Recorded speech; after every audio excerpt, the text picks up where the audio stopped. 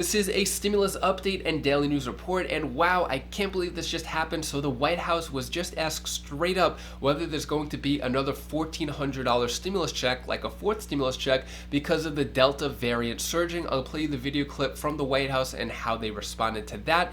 If you have not received your child tax credit yet, I'll share with you a free tool of how you could track that payment to make sure that you get that payment. I'll go over different universal basic income programs around the country, paying from $500 per month up to $1,000 per month, and I'll show you a way of how you could get up to 25% off of your mortgage payment, and I'll answer the questions you leave for me in the comments. Hope you're having a fantastic day. If you appreciate the hours of research that went into making these no fluff, straight to the point updates, hit the like button down below. So potential UBI, Universal Basic Income pilot program in Hartford, Connecticut would give small number of Hartford families up to $500 per month. So this is going to go out to 25 different families in Hartford, Connecticut, and it's going to give $500 per month.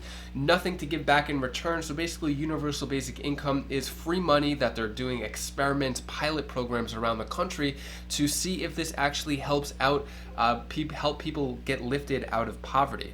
So also another place that's doing it, Los Angeles County Board of Supervisors to vote on guaranteed income pilot program for young people. So this is different than another LA County program that's going on. So the Los Angeles County Board of Supervisors is slated to vote on a motion Tuesday that would launch a guaranteed income pilot program for young people ages 18 to 24.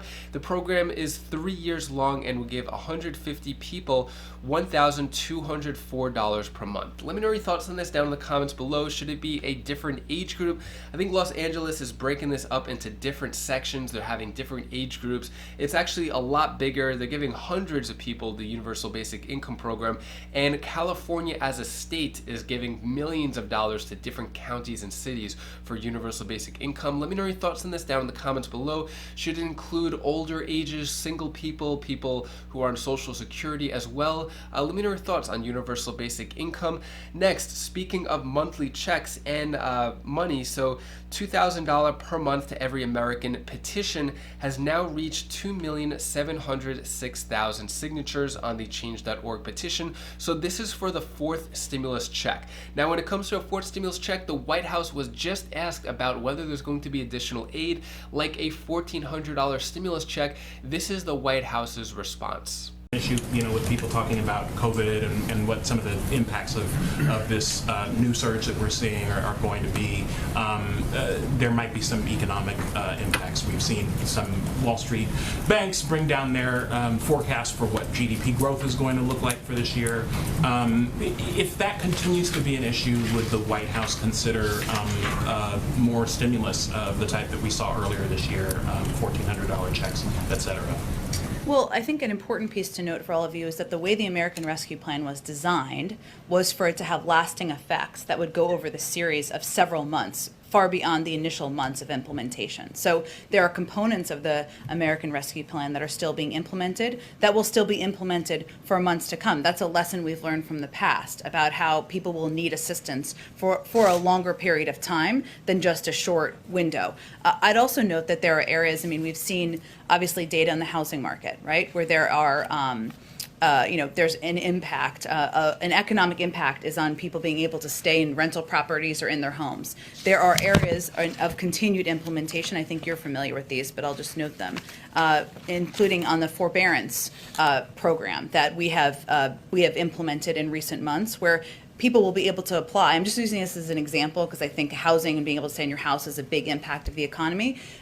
People can still apply through the end of September and still benefit from forbearance for 6 months following, and then even longer. So point is, there are a number of programs, the child tax credit, which, as you know, we started implementing in monthly checks, but there's still going to be a benefit through to next year, that are part of the American Rescue Plan that we will continue to implement. I would also say that when it comes to the economy, there's no significant signs, according to our economists at this point, that the Delta variant impact across the country. We'd expect that much of any economic impact would be felt in the communities with lower vaccination rates. That's why we're doubling down on our efforts to ensure we're reaching Americans with the vaccine where they are. And that's one of the notes that I think our Secretary of Commerce made last week as well. One of the biggest, most important steps people can take is to get vaccinated.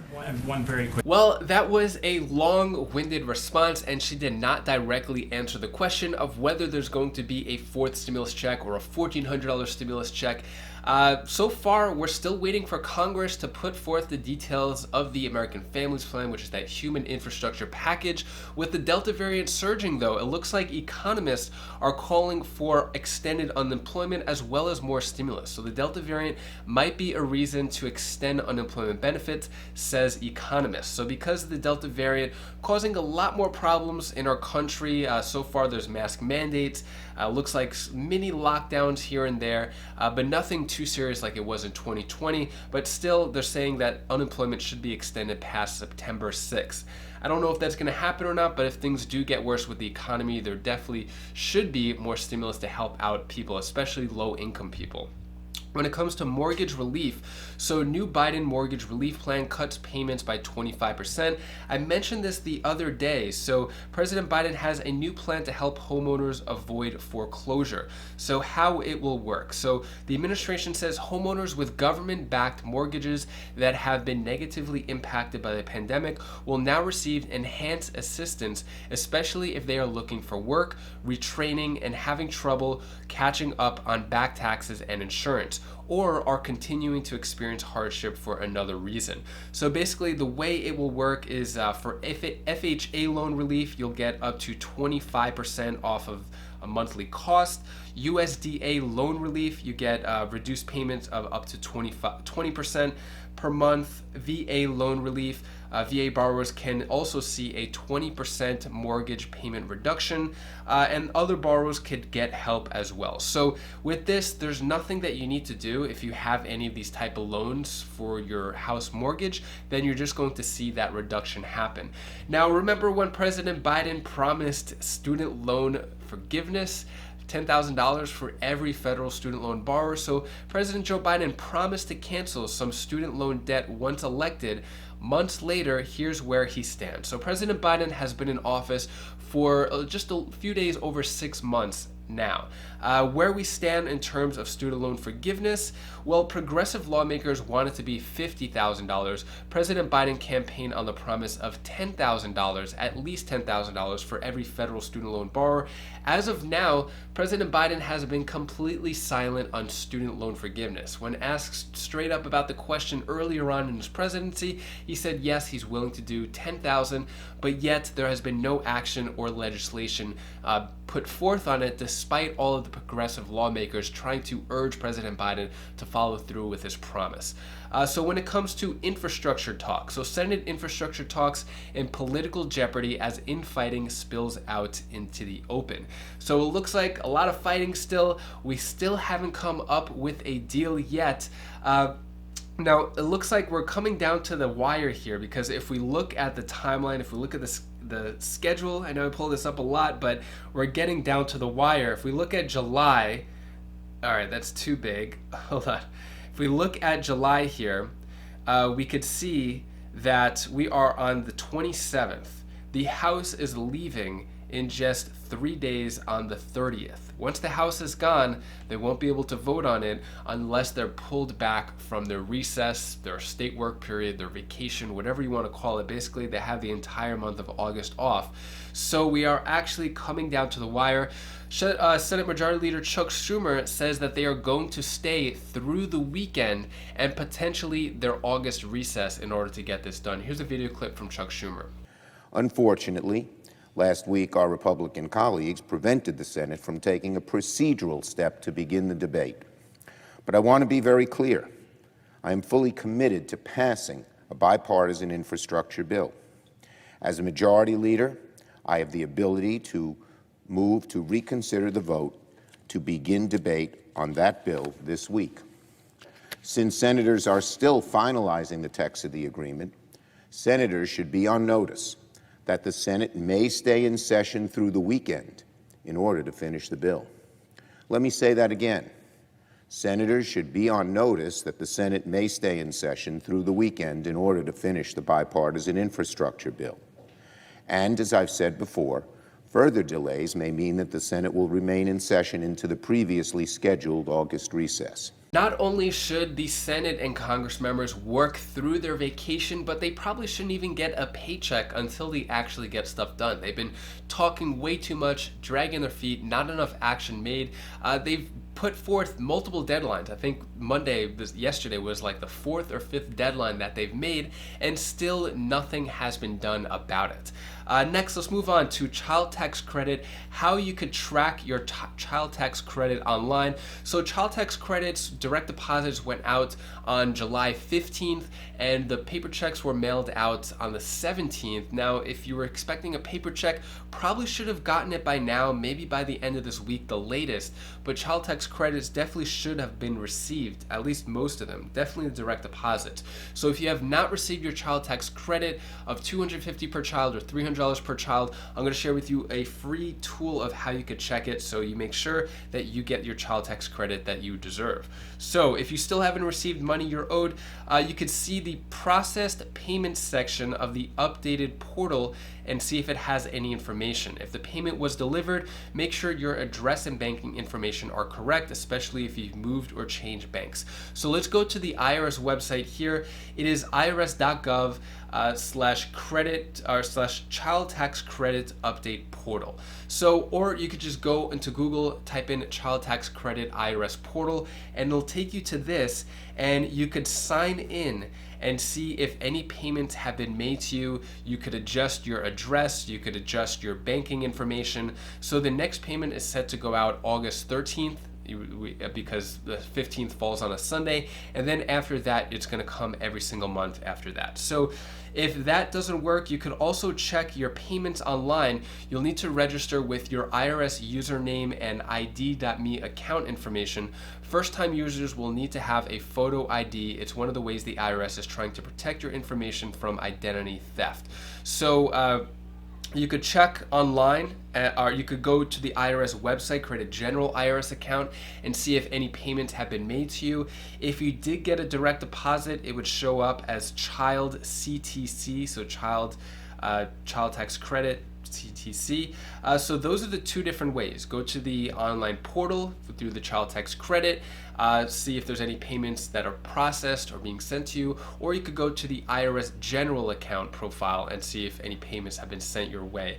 If not, then you could correct your bank information and address to make sure that the IRS is sending it to the right place. And this is the chart here, so it's going to be July 15th to December 15th, and then you're going to get the other half of your child tax credit coming in January of 2022 when you file your taxes. Next, I'm going to answer the questions you leave for me in the comments. Sarah Helea asks, if they raise the senior income, will there be a freeze on costs so that landlords can't raise the rent on us? So I spoke about how there could be a 5.8% increase in Social Security and hopefully a $200 per month increase coming soon, which was promised by President Biden.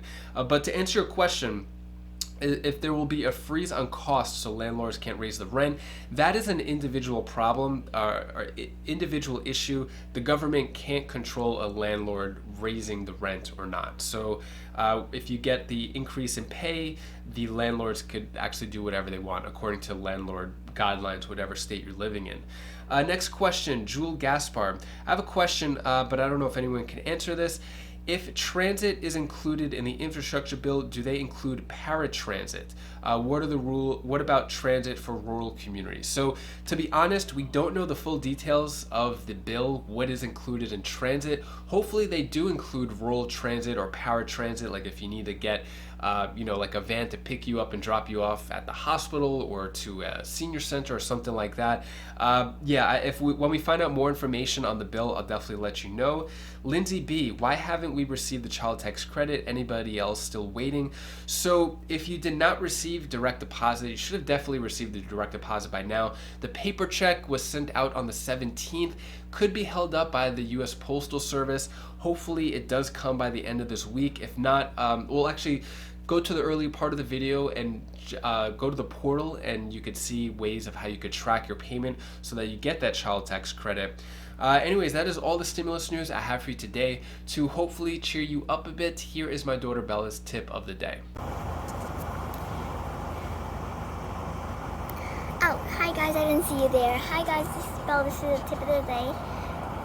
What you should always do, think of something positive in your mind and stay creative. Because if you don't do those two things, you'll not be like more creative and stuff. Because you need to exercise your mind to be creative and stuff. Like, I found this, now I'm doing it.